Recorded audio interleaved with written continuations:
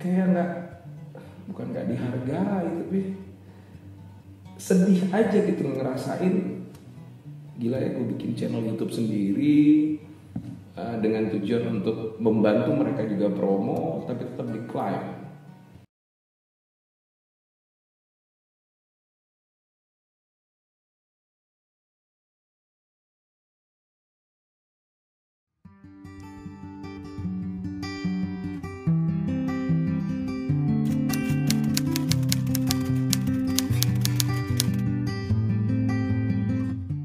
Baru bikin channel YouTube itu sebenarnya baru 6 bulan lah, 6 bulanan, 5-6 bulan. Kalau seberapa sering, awal-awalnya sih sering, kadang seminggu bisa 2 kali, atau mungkin seminggu sekali, kadang 2-3 kali. Tapi sejak decline, jadi saya pernah berhenti 1 bulan, dan setelah itu sekarang kita lancar lagi. Sekarang malah lebih padat, biasanya seminggu bisa sampai 3-4 kali.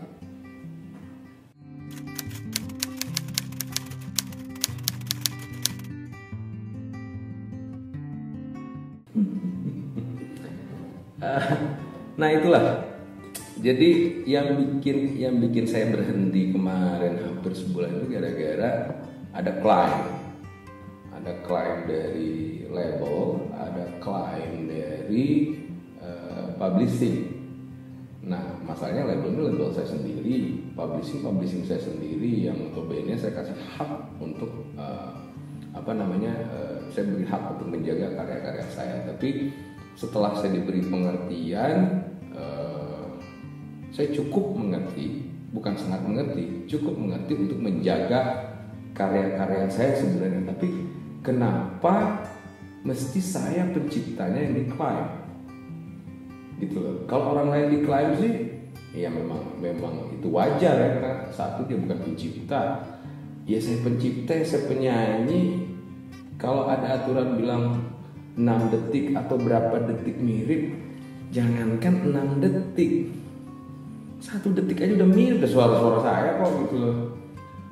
Dan itu yang bikin saya kemarin agak sedikit kalau dibilang kesel, iya, walaupun saya sudah dapat penjelasan dengan baik dari mereka bahwa lagu saya dijaga biar, jadi diklaimnya itu sebenarnya secara umum. Jadi karya-karya cover-cover yang lain pun tetap diklaim gitu. Cuman saya pengennya pihak publishing atau label dan YouTube sendiri bisa memisahkan gitu, mana pencipta, mana yang bukan pencipta. Bagi saya itu jauh lebih adil ketimbang saya sudah sendiri repot harus nanya, dan saya tidak dapat penjelasan yang jelas waktu itu juga gitu. Nanti setelah agak ngotot baru diberi penjelasan yang lebih jelas. Dan bagi saya itu buang waktu, dan saya merasa bahwa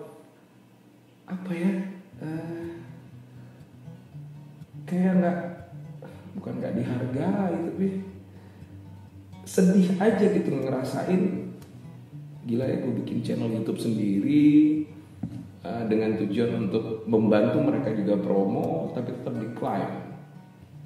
Walaupun sekarang udah enggak sih, itu setelah alot hampir 5 bulan lah, 5 bulan, dan itu gila gitu. 5 bulan saya harus bengong dan bingung apa yang harus saya perbuat gitu. Dan ya tapi intinya sudah nggak decline lagi.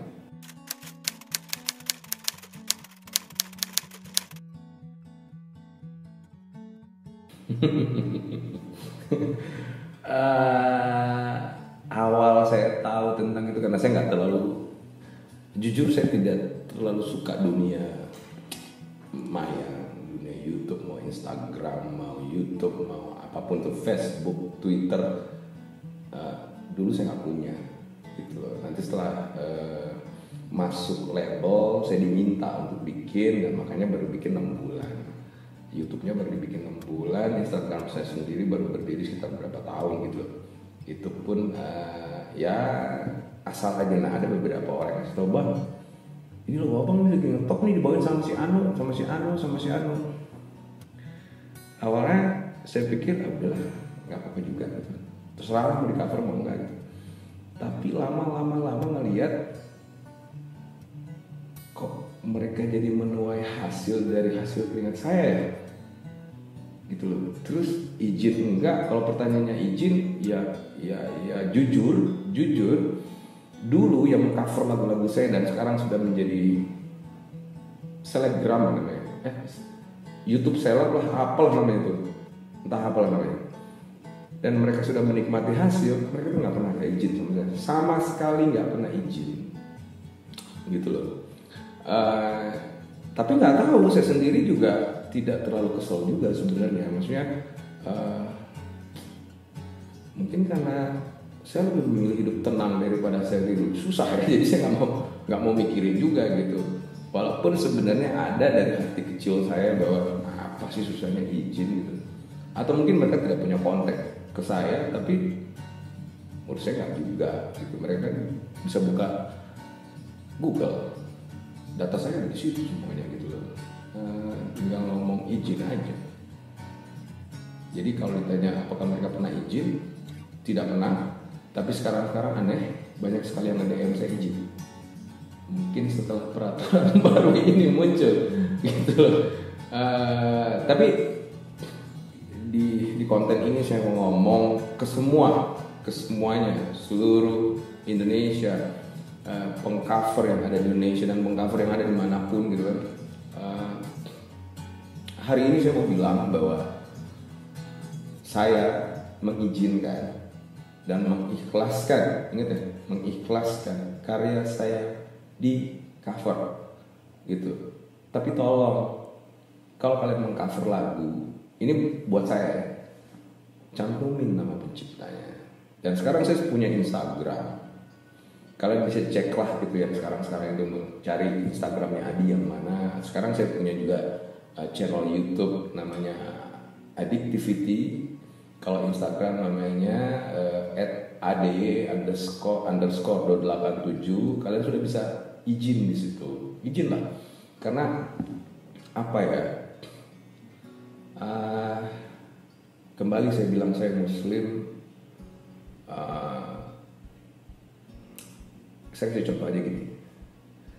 Kalau kalian mengambil motor seseorang tanpa izin, terus kalian ngojek di luar, terus uang ojeknya kalian pakai, kalian makan dan tidak bagi ke yang punya motor, sudah tidak izin, tidak bagi pula, kan? Pertanyaan saya, di agama manapun, menurut saya itu haram, hukumnya haram. Agama itu tidak ada abu-abu, cuma hitam dan putih, gitu loh. Jadi itu hukumnya haram. Nah, supaya kalian tidak makan uang haram mulai hari ini, tapi yang kemarin saya nggak tahu, ya, saya mengizinkan, saya mengikhlaskan, biar kita sama-sama masuk surga. Oke?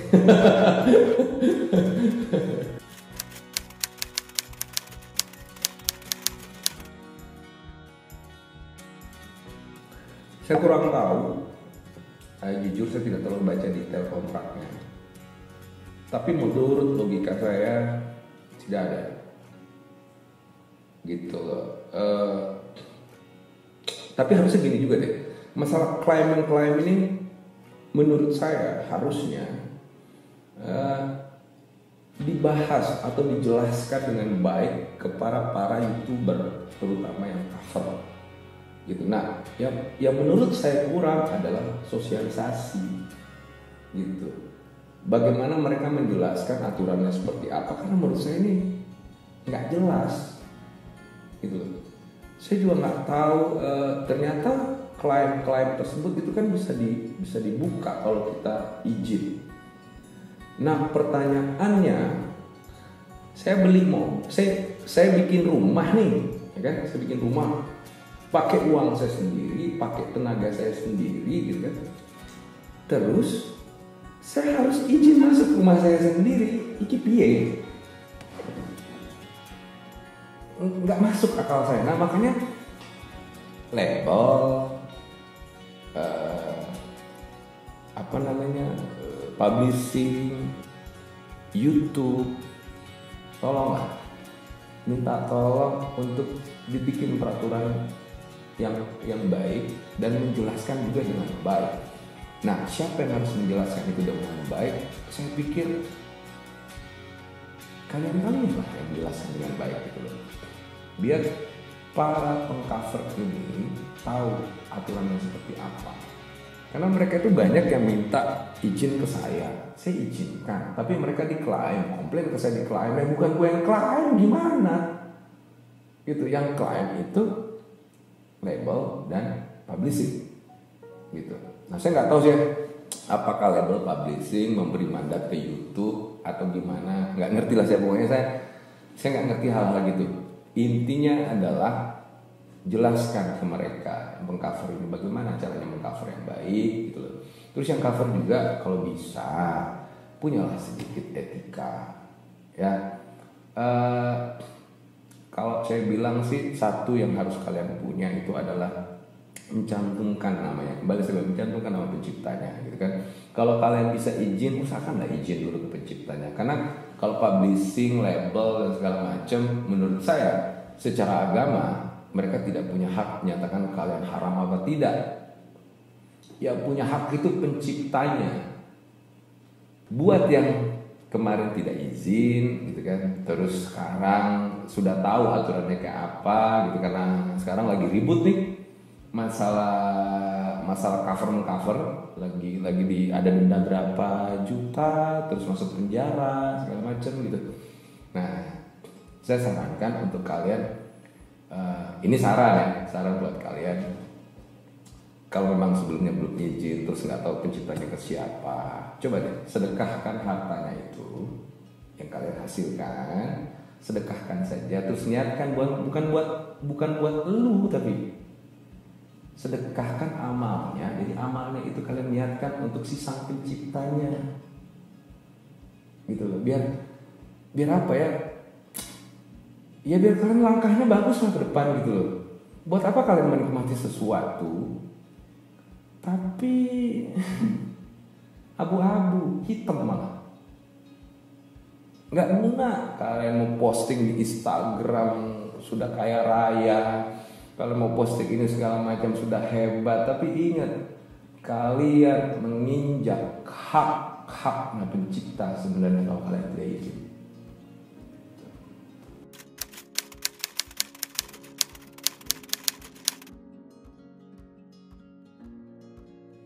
Niatnya, tujuannya benar, saya nggak niat ya, tujuannya benar, klaim, dan saya setuju gitu, mengklaim karena ya biar nggak seenaknya lah karya-karya kita yang pencipta digunakan.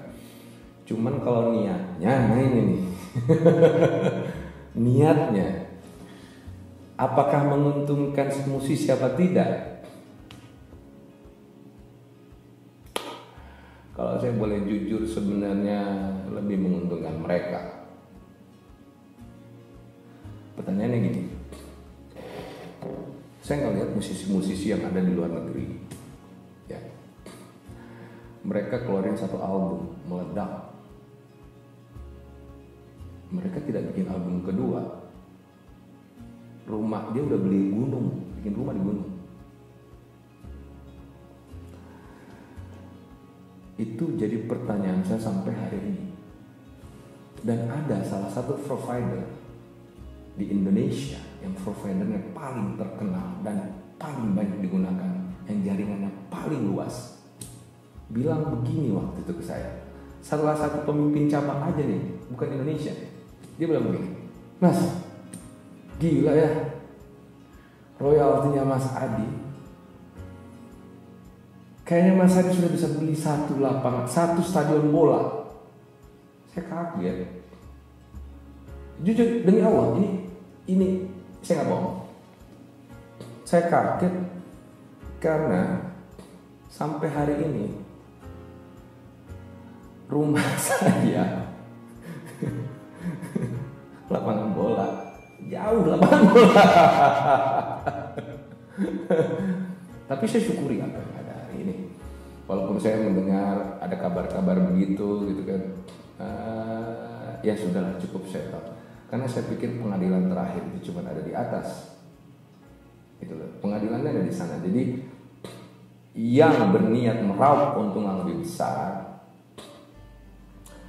ya biarin aja, nggak apa-apa. Gitu. Kita tinggal tunggu sidang terakhir.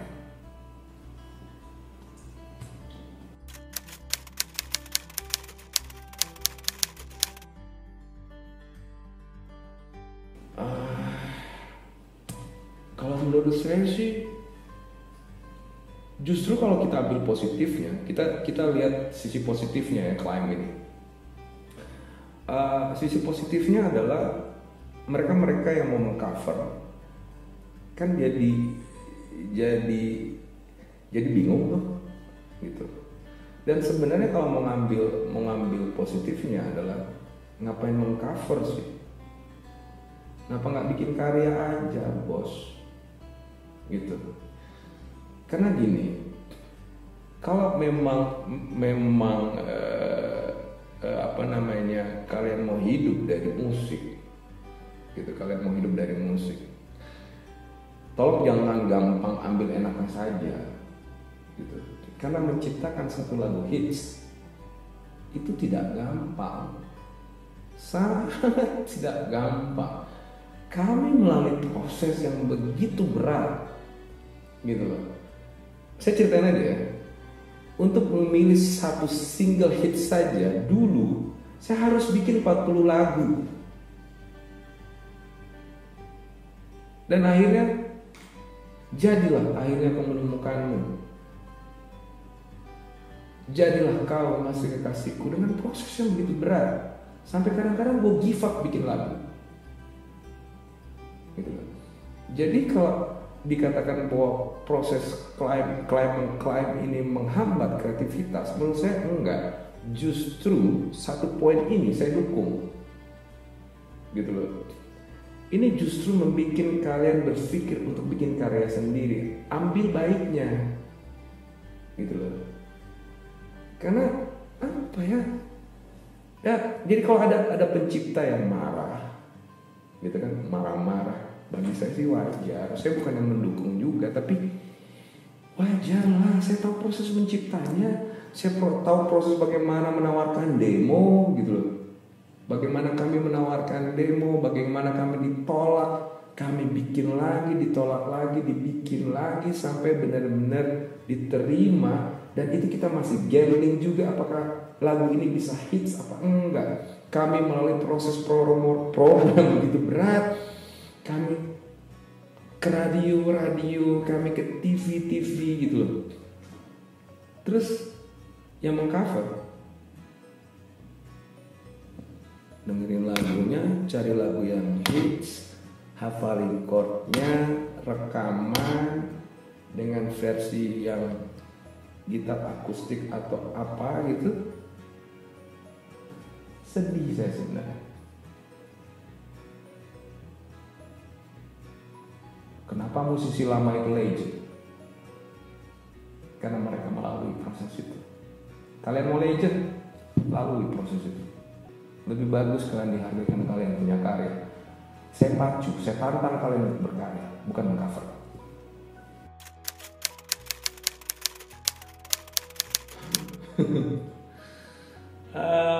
Gini. Saya bikin channel YouTube. Saya mengcover lagu-lagu ciptaan saya sendiri, dan saya nggak pernah berani menyentuh lagu ciptaan orang. Saya takut dosa. Gitu. Kenapa saya lakukan itu? Karena saya pikir banyak nih yang nawarin saya, bang, cover lagu A, cover lagu B, cover lagu C. Hati nurani saya nolak. Gitu. Saya tidak mau menari-nari di atas karya orang. Saya tidak mau meraup uang di atas karya orang. Nggak mau saya. Pantang. Itu prinsip di hidup. Kenapa? Berefek sama yang lain. Yang tadi saya bilang, kalau kita tidak izin, jatuhnya haram. Saya nggak mau berefek ke anak saya nggak mau berefek ke keluarga saya nggak mau. Itu. Saya pengen, kalaupun sedikit yang saya dapat, itulah yang saya dapat.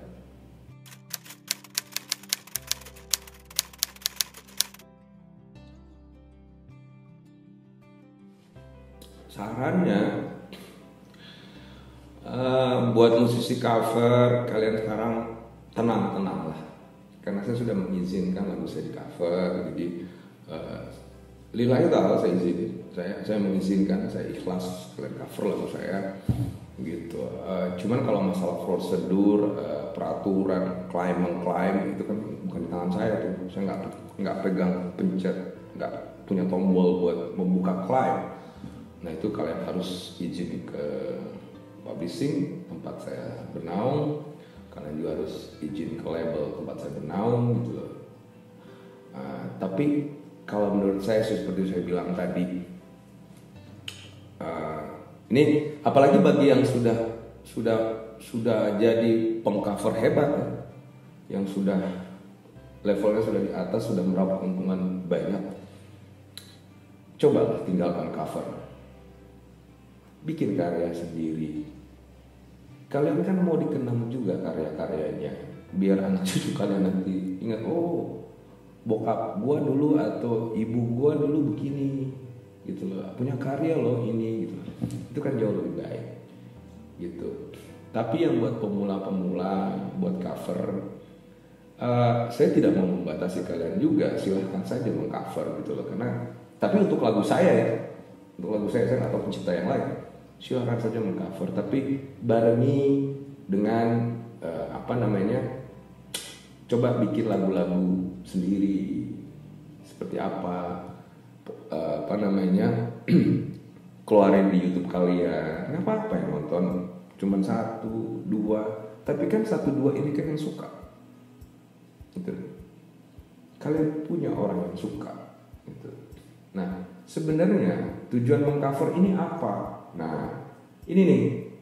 Kalian kalau mengcover karena melihat si A, si B ngetop dan sudah melanglang buana, atau tujuan kalian mengcover memang murni mau bermusik. Tujuan kan beda-beda nih. Tapi saya yakin sekali bahwa tujuan hampir 90% adalah uang. Yakin saya. Gitu. Bukan hanya semata-mata, oh kita kenapa dilarang, kebebasan kami mengcover itu dilarang. Enggak juga saya rasa. Gitu loh. Anda tidak dilarang.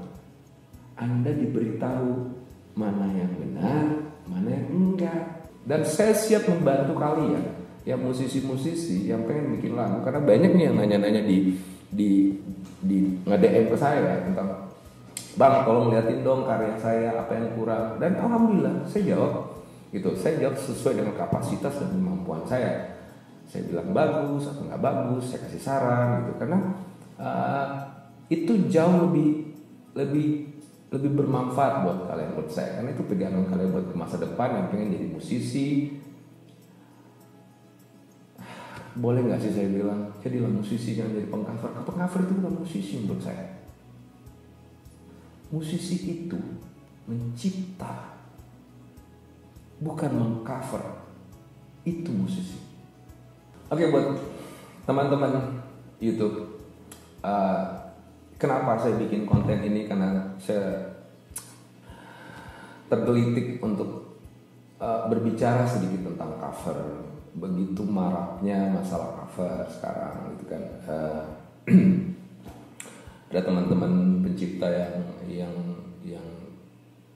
menggugat, tidak suka dengan cover segala macam gitu. Ada juga yang mungkin seperti saya mengikhlaskan gitu. Ini ada dua sisi yang berbeda. Tapi itu gimana kitanya, gimana si penciptanya gitu kan. Bagaimana mereka menyikapi persoalan ini gitu. Kalau mereka menuntut, tidak pengen lagunya dibawain atau apapun itu bentuknya, bagi saya itu sangat wajar karena saya tahu prosesnya. Saya orang yang berproses untuk bikin lagu. Tapi bagi yang bilang bahwa saya nggak apa-apa, saya mengikhlaskan, itu juga pendapat yang sah. Seperti saya mengikhlaskan karena tujuan saya adalah berbagi.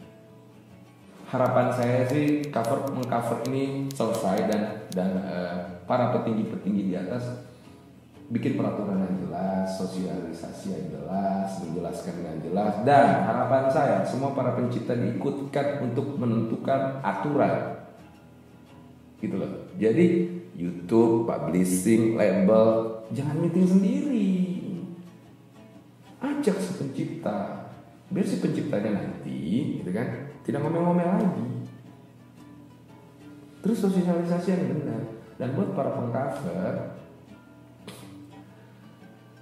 aduh, saya mau bilang apa ya sama kalian? Jadi serba salah saya mau bantu kalian. Ya saya pencipta gitu.